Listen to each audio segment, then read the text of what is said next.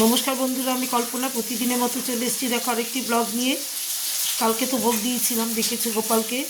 আজকে দেখো কী কী কী রান্না করেছি দেখো। আজকে কিচ্ছু রান্না করিনি, কালকে প্রচুর ডাল তরকারি রয়েছে।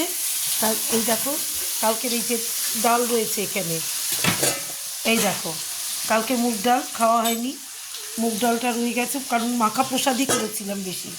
বাবু বলেছিল সব মেখে একসাথে মাখা প্রসাদ করতে, তাই মাখা প্রসাদ করেছি।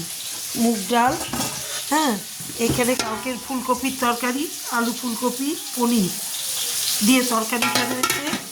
আর এখানে কালকের ওই যে পালং শাকের তরকারিটা রয়েছে, জাল দিয়ে নিয়েছি। আর আজকে করেছি এখানে এই যে শিম ঘ্যাট, শিম আর বেগুন দিয়ে রসুন ফোড়ন কালো জিরা ফোড়ন দিয়ে শিম ঘ্যাট করা হয়েছে।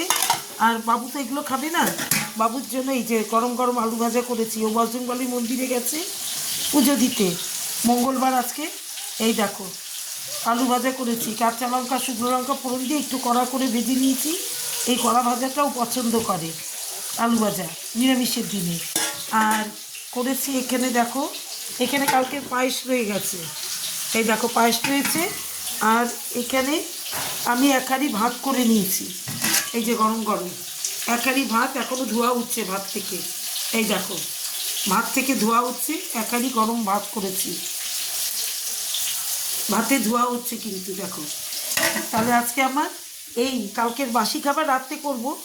রাতে রাতে বাবু তো আর এগুলো খাবে না, রাত্রে গরম গরম এগুলো শেষ হয়ে যাবে এবেলা সবাইকে, এবার রাতে গরম গরম করব। আর এখানে হচ্ছে রাতে স্পেশাল আইটেম কড়াইশুঁটির ঘুগনি হচ্ছে এখানে। এই যে কড়াইশুঁটি সেদ্ধ করা হয়ে গেছে, এই যে আলু টালু দিয়ে পেঁয়াজ রসুন দিয়ে কড়াইশুঁটির ঘুগনি হবে এখানে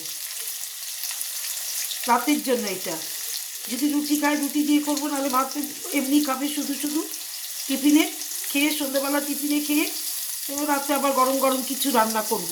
আজকে আমার এই কালকে বাসি খাবার, এই হচ্ছে আজকে আমার মেনু। মানে কালকে ডাল বাসি, আলু ফুলকপি পনির বাসি, শুধু আজকে বেগুনের ঘ্যাট। আর তোমার বাবুর জন্য আলু ভাজা, বাবুর বেগুন টেগুনে খায় না, আজকের জন্য ওর জন্য আলু ভাজা করেছি কড়া করে একটু, আর ডাল দিয়ে মুগ ডাল দিয়ে আলু ভাজা দিয়ে খাবে। আর তোমার এই হচ্ছে, আর গরম গরম ভাত করেছি। হ্যাঁ, আর রাতে যদি যেটা খাবে সেটা করে দেবো রাতে তাহলে।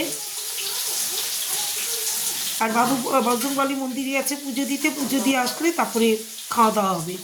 তার আগে না, বাবু না আসলে খাবো না, কারণ ওকে ছেড়ে খাই না। বাড়িতে আছে, পুজো দিতে গেছে, পুজো দিয়ে আসবে, কিছু প্রসাদ মুখে দেবো, প্রসাদ আনবে, তারপরে খাবো। তাহলে আজকে আমার এই মেনু। তাহলে শুভ দুপুর, সবাই ভালো থেকো, সুস্থ থেকো, টাটা।